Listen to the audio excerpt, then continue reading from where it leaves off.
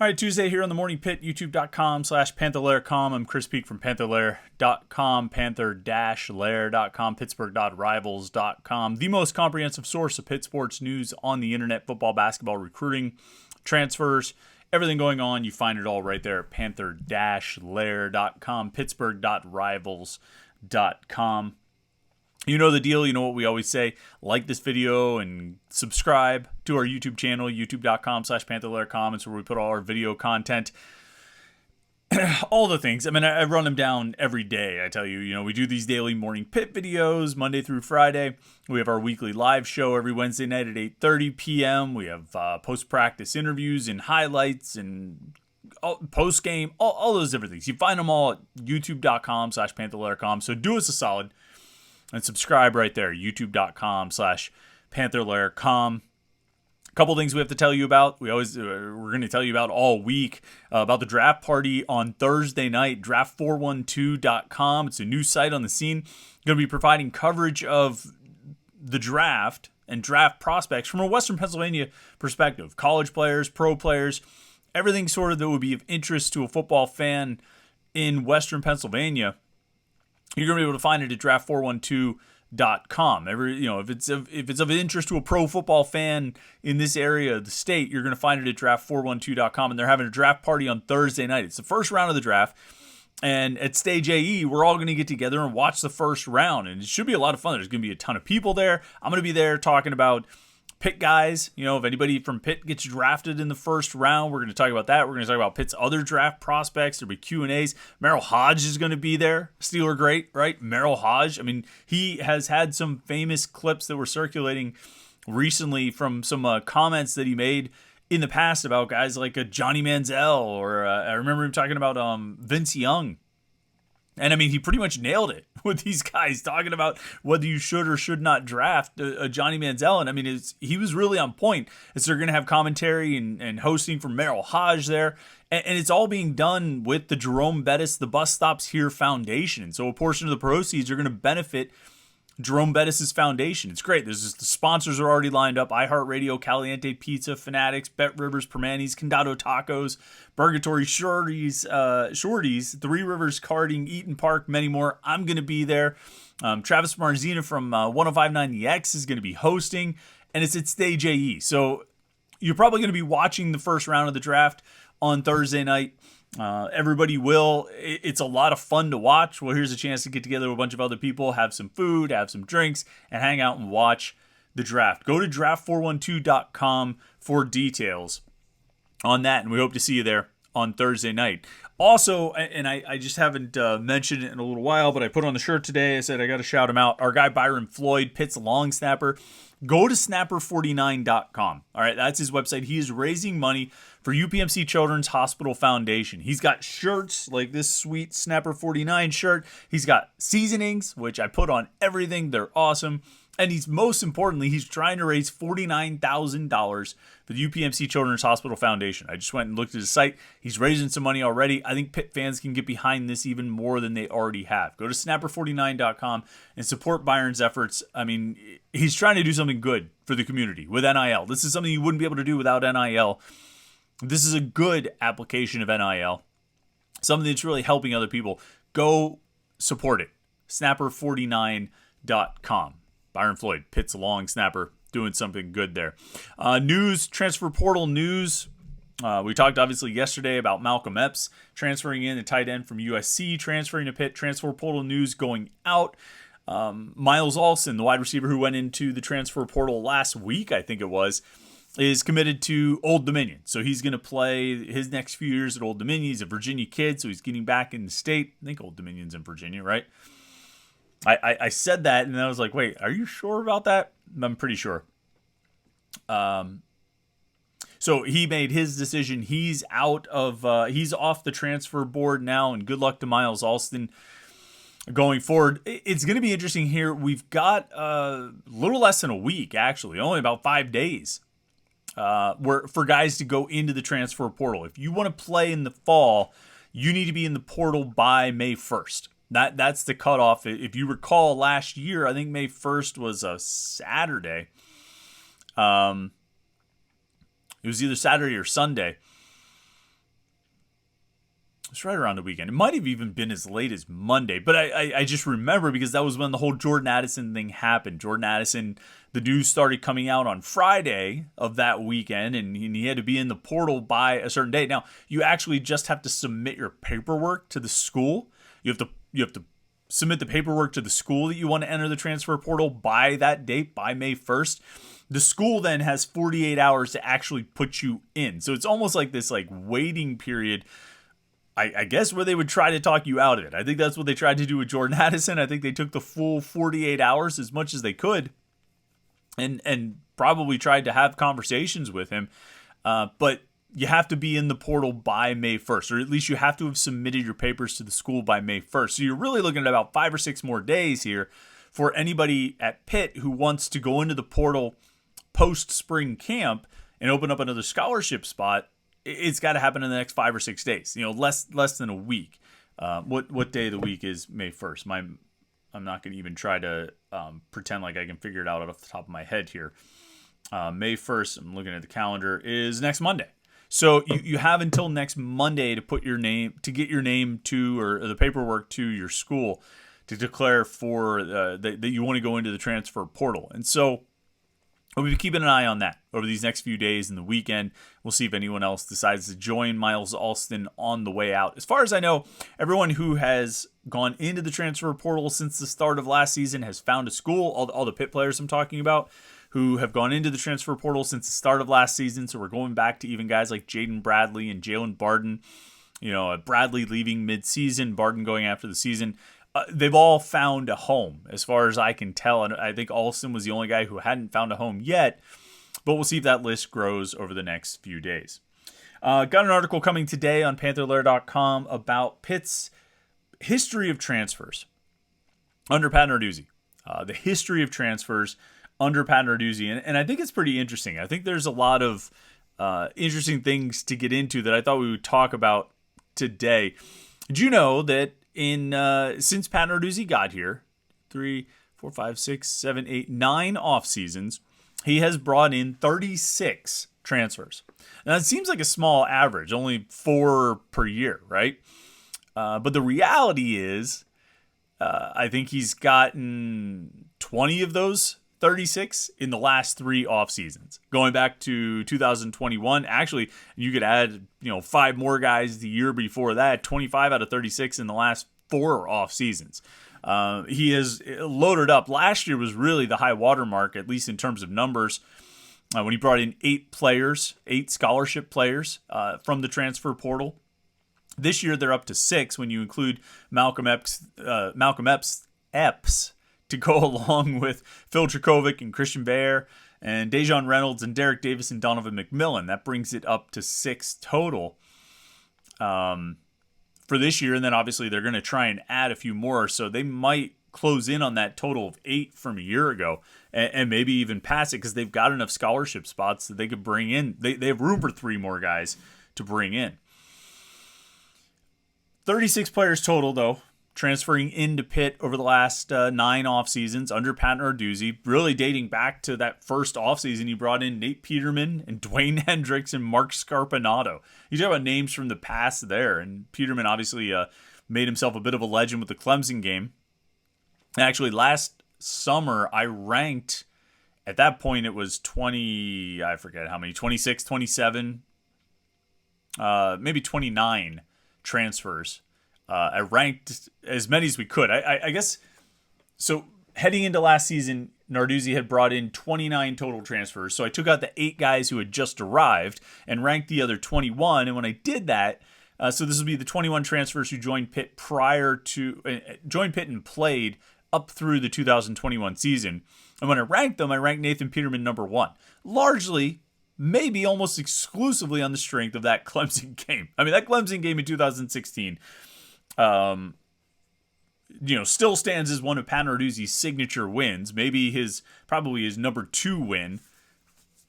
Certainly after the ACC championship, I guess it's debatable about which win you put next after the ACC championship. If you put the Clemson game in 2016 or the Penn State game in 2016. Peterman was the starting quarterback for both of them, and he truly put in a heroic performance in the Clemson game. And, I mean, carved out a pro career for himself as a result, really, of that one game. I mean, we won't go too far down the road of talking about Nate Peterman, but the reality is he wasn't that good. He was okay, but he wasn't that good prior to that Clemson game. That Clemson game, he blew up, and rightfully so. He deserves every bit of credit he gets for that win. But it's not like he was lighting the world on fire prior to that game. Either way, Mark Scarpinato from Michigan State, a defensive tackle, a guy who came in 2015 and immediately put on the number 97, which I think I was really surprised about, that Pitt would give 97 to another guy just 2 years after Aaron Donald was gone. And then Dwayne Hendricks, a defensive end from Tennessee that I think there were really high expectations for, and he never really never really lived up to it. They were the first transfers, and you go all the way through up to this year, where they bring in these 6 guys so far, and likely more to come along the way. And there have been significant contributors out of this list. You've got multiple starting quarterbacks with Peterman and Keaton Slovis, and now you're going to have a third one with Phil Dracovic. You even got a start or two out of Joey Yellen, for better or for worse. You got a couple, 2 years of really solid starting performance out of Marcus Minor, the offensive lineman. You got a great season out of Kent State transfer Stefano Millen on the offensive line. Nolan Elizio started a year on the offensive line after transferring from Michigan. Lucas Krull had a great year in 2021, a big part of the ACC championship team. Shane Simon and Tyler Wiltz were great additions last year, and Wiltz unfortunately ran out of eligibility, but Simon's back for another year this year. Those guys were huge to building out the linebacking core last year. Taysir Mack will go down in the annals of Pitt history as being overlooked, I think, and underrated for the contributions that he had. He wasn't always the most consistent receiver, but he made a lot of plays to help win games during his time at Pitt. He came in as a transfer from Indiana. If you recall, Kylan Johnson came in as a transfer from Florida, had a great season at linebacker in 2019. John Patrician came in as a transfer from Penn State as a safety, a walk-on, eventually moved to scholarship linebacker and became a key piece of the ACC championship season. DJ Turner had one big year at Pitt. And you scroll up through, Kanate Mumfield and Bub Means are the leading receivers heading into 2023. And so Pitt has gotten a lot. I think they've gotten a lot of contributing players and players who, just to say that they're contributing doesn't seem to really do justice to the impact they had. They had a big, there were a number of transfers, like I just said, who had a big impact on the ACC championship year. And so the transfer portal and transfers in general, it's been good for Pitt. I don't think there's any question. Now, 36 total transfers, even the 30 prior to the 6 that they're bringing in right now, not all of them made an impact. Some of them didn't make any impact at all. Keldrick Wilson from Hampton came in and never played. Dylan Devaney came in from Georgia Tech this past year, a tight end, and never played. Those guys are the most extreme examples, but even guys like, Will Gregg. You remember Brandon Hodges, offensive lineman from Texas who transferred in? He played I think he might have even started a handful of games. Didn't really do much or make much of a contribution. Those are probably the extremes on that end. The tight end has been an adventure for Pitt since Pat Narduzzi arrived. Narduzzi got to Pitt and he had Scott Orndorff that he inherited. I think he might have still had J.P. Holtz, 12, 13, 14, 15. Yeah, he got 1 year with J.P. Holtz. He got a couple years with Scott Orndorff. And it's just been an adventure, not exactly a successful one, and refilling that position over the years since Orndorff left after 2016. And they've tried to do it in recruiting, and they've fallen largely short, outside of Gavin Bartholomew. And they've tried to do it in the transfer portal. And actually, tight end is the position that Pat Narduzzi has addressed the most in the transfer portal. When they got Malcolm Epps, he was the 7th tight end to come to Pitt as a transfer under Pat Narduzzi. 7. Just kind of running down the list of tight ends. You're not going to like this list. I mean, they're all going to make you cringe a little bit. Chris Clark, transfer from UCLA. Matt Flanagan from Rutgers. Will Gregg from Arkansas. Nakia Griffin-Stewart from Rutgers. Lucas Krull from Florida. That one was a hit. Dylan Devaney, who I mentioned, from Georgia Tech. And now Malcolm X. Malcolm Epps. I got to break that habit real fast. Because if he's going to play at Pitt, if he's going to make a contribution, I need to say it right. 7 guys, and Nakia Griffin-Stewart scored like a touchdown or 2. Chris Clark scored a touchdown. Lucas Krull was awesome. In 2021, Lucas Krull was outstanding. I mean, he was a big part of the ACC championship team. There's no question about it. That one paid off.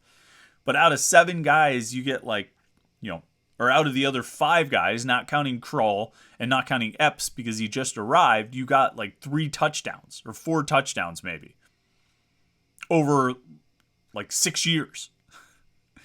That's pretty bad. And it's no surprise that they've taken more transfer tight ends than any other position. But you'd like to think that at some point they would hit on at least a few of these guys, more than one, which is pretty much what the hit rate has been so far. And actually, I said they've taken more tight ends than any other position out of the transfer portal, but there's actually tied. There is one other position that they've taken 7 players from the transfers. You guess what it is? Quarterback. Pitt has taken 7 quarterbacks as transfers under Pat Narduzzi. Nathan Peterman, who I mentioned, Max Brown from USC, Joey Yellen from Arizona State, Keaton Slovis and Derek Kyler last year, and Phil Dracovic and Christian Veillere this year. 1, 2, 3, 4, 5, 6, 7. So 7 quarterbacks transferring into Pitt, 4 of them in the last 2 years. So it's not exactly like it's been an annual affair, but kind of. Particularly when you look at 2020, they took Yellen. They didn't take anybody in 21, but they took Slovis and Kyler in 22 and Dracovic and Veillere this year. So, 5 in the last 4 years, 4 in the last 2 years, they've tried to hit the quarterback, hit the portal for quarterbacks. And some of those guys, they brought them in to be backups. Joey Yellen came in to be a backup and maybe a future starter. Derek Kyler came in to offer depth and be a backup. Veillere came in to battle for the starting job, but had to know, at least in the back of his mind, that he was probably going to end up being the backup to Dracovic this year. But those are the 2 most popular positions for the Pitt coaches in the transfer portal: tight end and quarterback. What do you think's after that? Do you have a guess? There's 1 position. Actually, there's 2 positions they've taken 6 players each at: wide receiver and offensive line. I kind of would have guessed offensive line. I don't know if I would have guessed wide receiver. They took Taysir Mack, like I mentioned. He came from Indiana. DJ Turner from Maryland. Melky Stovall from Hawaii. And then last year they took 2 guys, Kanate Mumfield and Bub Means. And then this year, Dejon Reynolds from Florida. And then the other one is offensive line. And I would have guessed offensive line. You can run down that list. Brandon Hodges, Stefano Millen, Nolan Alizio, Keldrick Wilson, Marcus Minor, and Ryan Jacoby make up that group. They haven't taken any in the last 2 off seasons, this year or last year. But what's interesting is when we talk about 36 transfers under Pat Narduzzi, you have 7 and 7 with the quarterbacks and tight ends. That's 14, plus 12 receivers and offensive linemen. That's 26, plus 2 running backs. Sibo Flemister and Derek Davis, you're up to 28. 28 out of the 36 transfers have been on offense.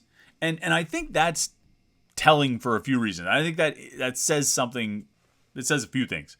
And I think it probably, for the most part, speaks to the offensive recruiting, that they've felt the need to fill in. Now some of these things, if you can go get a good tackle like Stefano Millen, I don't know if that's as reflective of the recruiting as it is for, there was an option here. There was an opportunity to get a talented player who could come in and help. Same thing with Marcus Minor or Ryan Jacoby.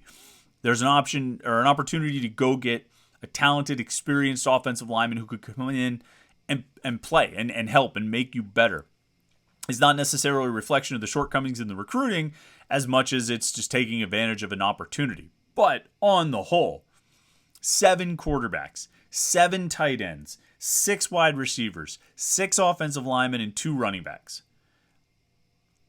That's a lot of transfers on offense. And I think even if we could say, well, maybe this does or doesn't point to this or that, I think on the whole, it's probably not unconnected. You know, when you have that many transfers on one side of the ball and a fairly well-founded perception that the recruiting on that side of the ball has not been as good as it has been on the other side. I mean, defense, they've brought in 4 linebackers and then 1 D end, 1 D tackle, 1 corner, and 1 safety. I mean, that's it. 8 guys over the course of 9 off seasons. You know, I do think there probably is a connection. I think they have recruited better on defense, and I think it's led to needing and taking fewer transfers to fill in the roster where those holes exist. I mean, those holes don't all just kind of happen by bad luck. Some of them happen by bad luck. But for the most part, you're going to find the answers in the recruiting classes when you go back and look at them. You say, wow, why did they need 28 offensive transfers over the last 9 years? Well, the offensive recruiting probably speaks to it, particularly when you have the bulk of those 28 happening just in the last few years, last 2 or 3. You get a lot of transfers coming on that side of the ball, and it's probably got a connection to the recruiting. Everything always has a connection to the recruiting. So that's that's just the reality of it. But I thought some of those numbers were interesting. We're going to go even deeper on it on Panther-Lair.com today, so make sure you check it out, Panther-Lair.com, Pittsburgh.rivals.com. Obviously, Pitt needs to add more offensive players as we talk about it. They need to get a receiver or 2. As the loyal son said, though, no matter how bad it is at Pitt, at least it's not as bad as Colorado, where they've lost like 10 receivers this offseason. So, I don't know, Coach Prime. Hope you got a plan there. But Pitt obviously needs to have some success getting receiver transfers. We'll see what they're able to do there, obviously, after a few targets. And we'll keep talking about those on Panther-Lair.com. So check out the website, Panther-Lair.com, Pittsburgh.rivals.com, the most comprehensive source of Pitt sports news on the internet, football, basketball, and recruiting. You can find it all at Panther-Lair.com, and, of course, message boards where you can interact with hundreds and thousands of other Pitt fans. Panther-Lair.com. Like this video and subscribe to our YouTube channel, youtube.com/Panther-Lair.com. We appreciate that. And we hope you had a good start to the week yesterday. Counting down to the draft on Thursday night, make sure you check out draft412.com and go to Snapper49. That's our guy, Byron Floyd. Support Pitt Snapper. Support his efforts to raise money for Children's Hospital Foundation. Can't argue with that cause. All right. Thanks for checking out the Morning Pitt today. We hope you have a great Tuesday. And I'll talk to you tomorrow morning for the Morning Pitt right here on youtube.com/Panther-Lair.com.